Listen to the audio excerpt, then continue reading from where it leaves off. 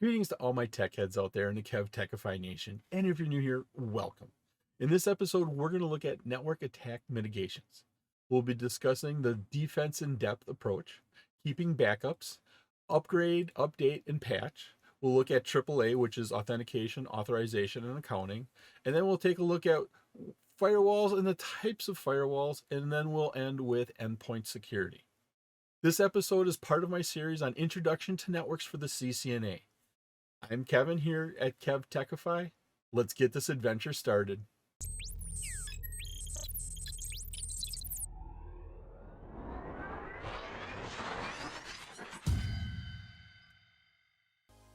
As companies get attacked, as companies prepare and defend themselves against these attacks, you need to look at this as a holistic approach.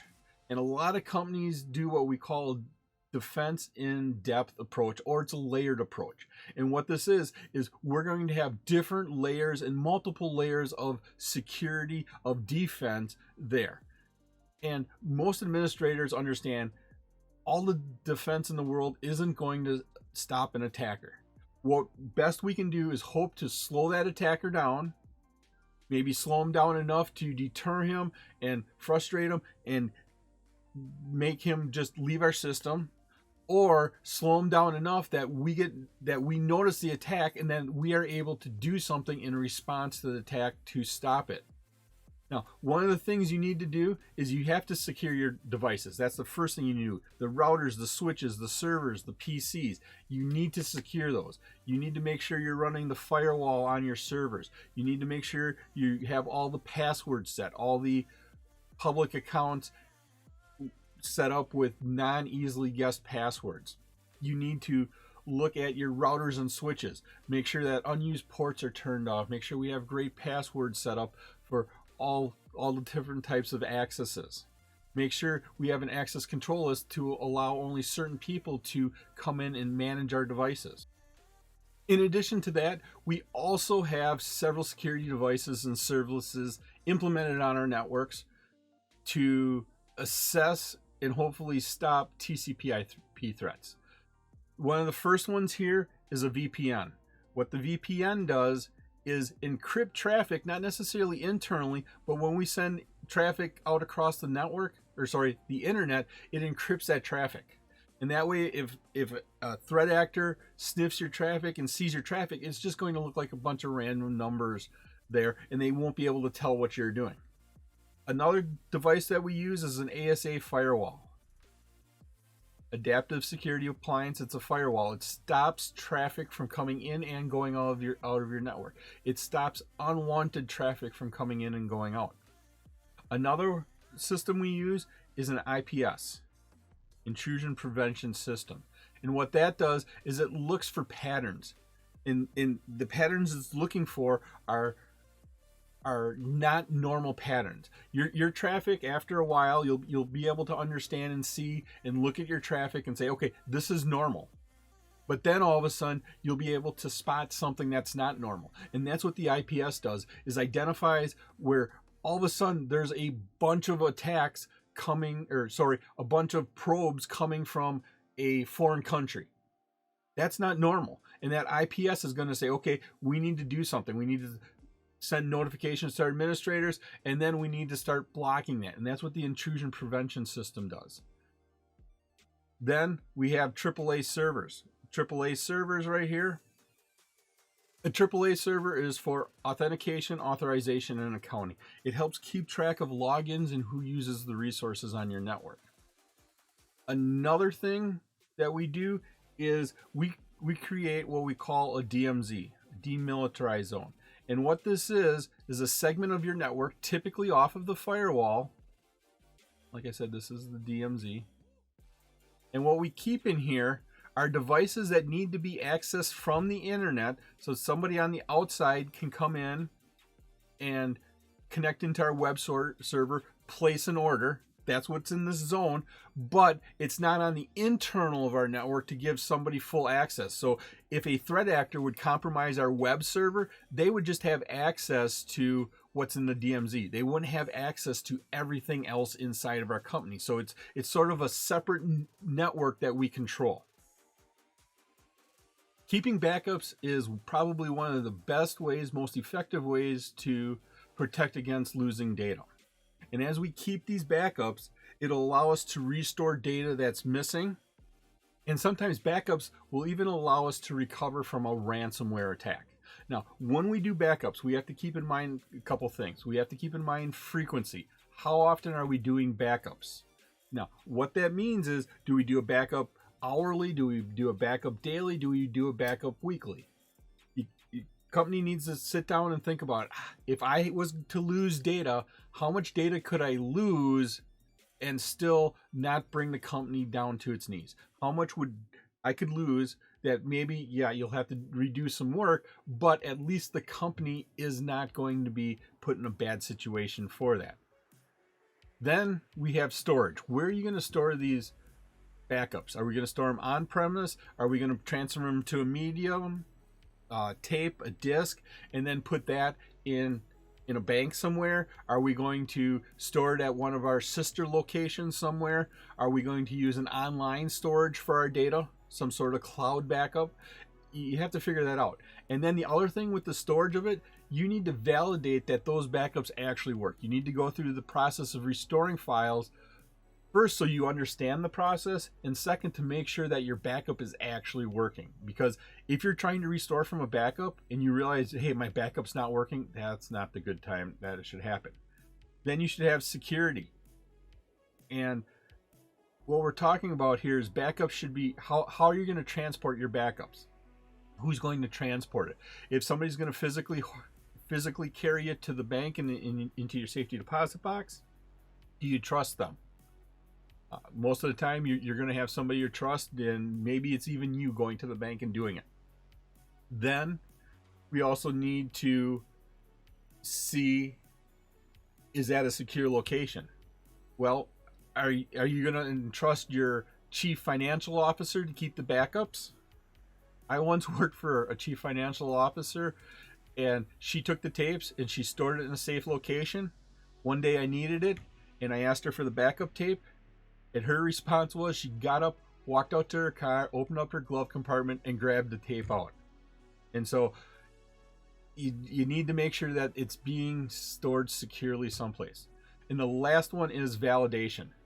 And what we mean by validation here is you should have some sort of password on that backup and validate the user that is using the backup and trying to restore from that. Another great thing to help you mitigate your network attacks is to make sure you upgrade, update, and patch your systems. And Cisco operating systems, they occasionally come out with a patch, but when they come out with a patch, you need to put it out there, because Cisco doesn't come out with patches very often, but when they do, that's because there's a vulnerability, there's a problem, and you need to do this. Windows, they come out with patches all the time. And what Microsoft has come up with a pattern here. Every second Tuesday of the month, they roll out their patches. Typically, people refer to this as Patch Tuesday, where all the patches come out, and then you can go ahead, download them, and install them. If I'm working on a production system, I'm going to wait probably 3 to 4 days to make sure there's nothing wrong with those patches, because Microsoft sometimes rolls out a patch and then it causes your system to break. Microsoft has done that a couple times in the past, and so I just wait a couple days to do that. And typically Microsoft releases that patch on Patch Tuesday, the second Tuesday of the month, and then I have a time where I schedule to put my patches in.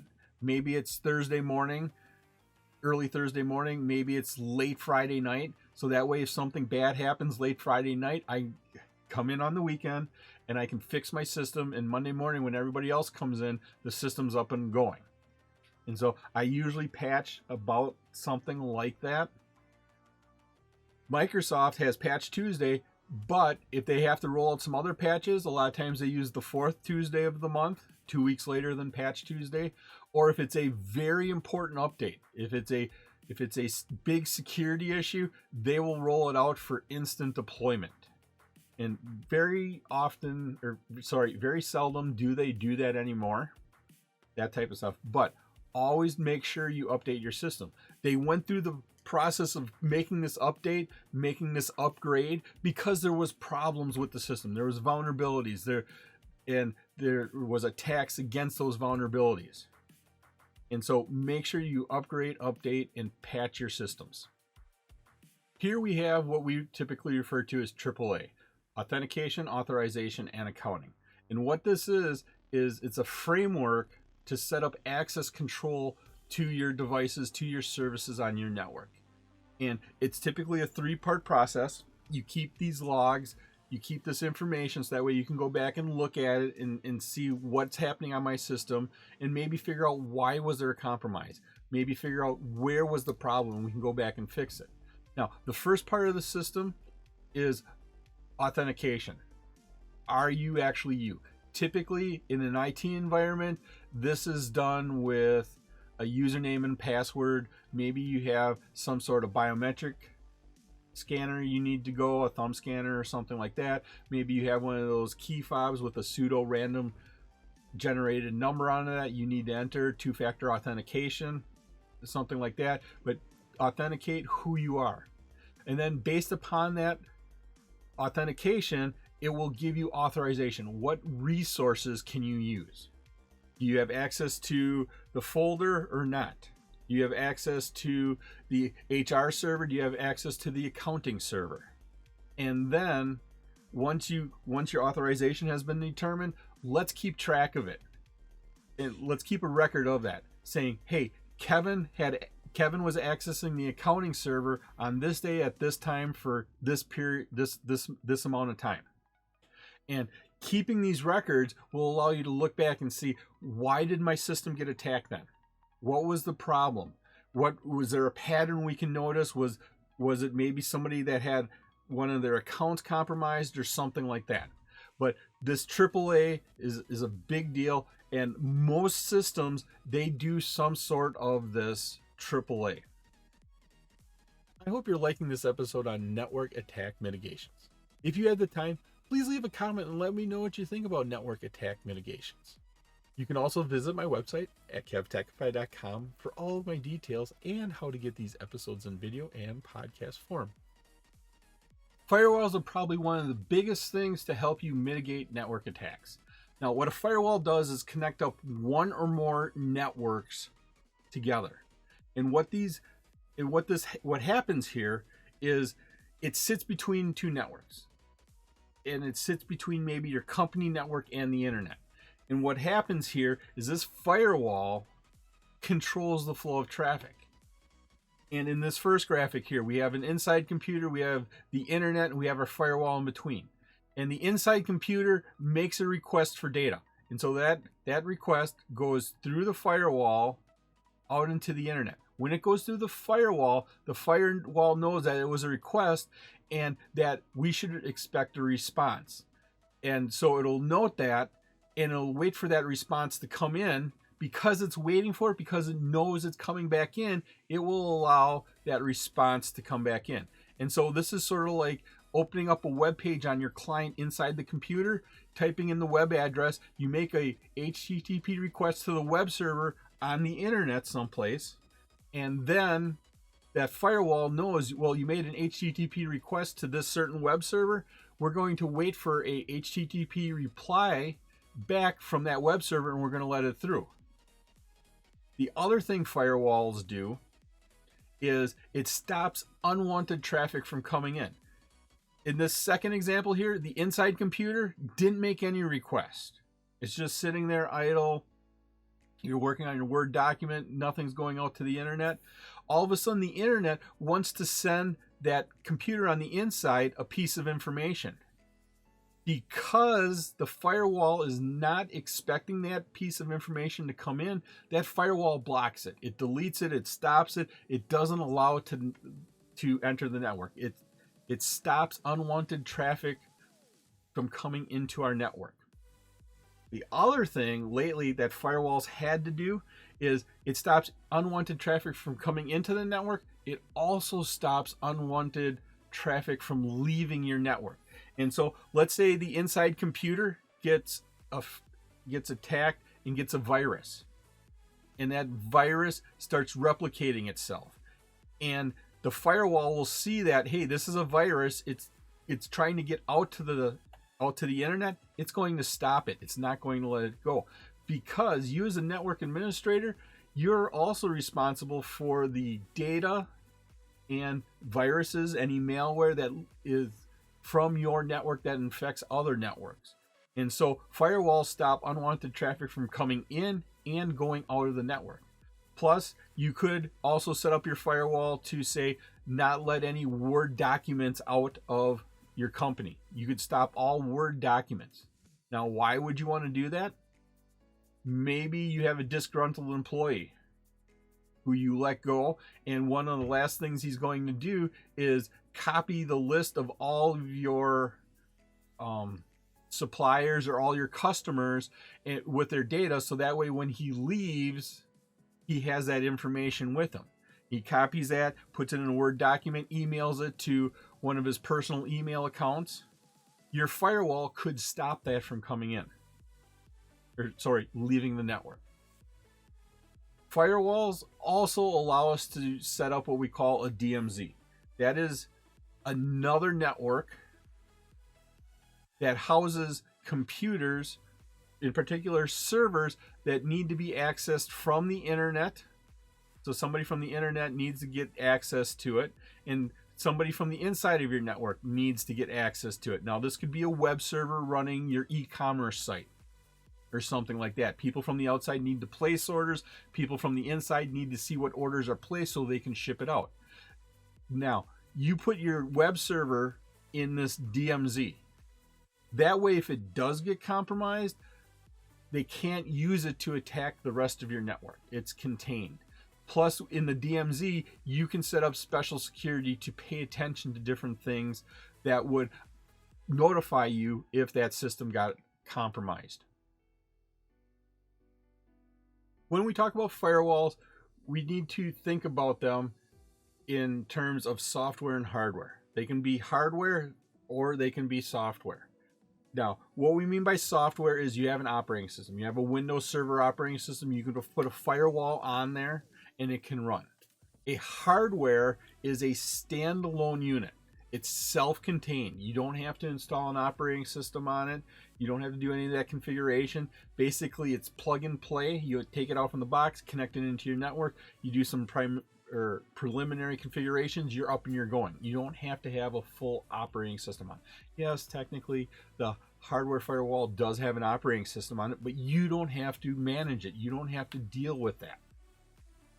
There are 4 primary techniques that firewalls use to protect your network: packet filtering, application filtering, URL filtering, and finally, stateful packet inspection. Packet filtering prevents or allows access based upon IP or MAC addresses. You could use a network address, you could use an IP address, or you can use MAC addresses. Based upon where it's going or where it's coming from, you would allow that packet to go or you would block it. Application filtering is done based on specific applications by port number. Now, what we mean by this, your layer 4 logical port number, we can filter based upon that. Let's say we want to stop all SSH traffic from coming into our network. What we do is basically block all layer 4 port 22 traffic from coming into our networking. That would stop all basic SSH communication from coming into our network. URL filtering is the 3rd technique we can use.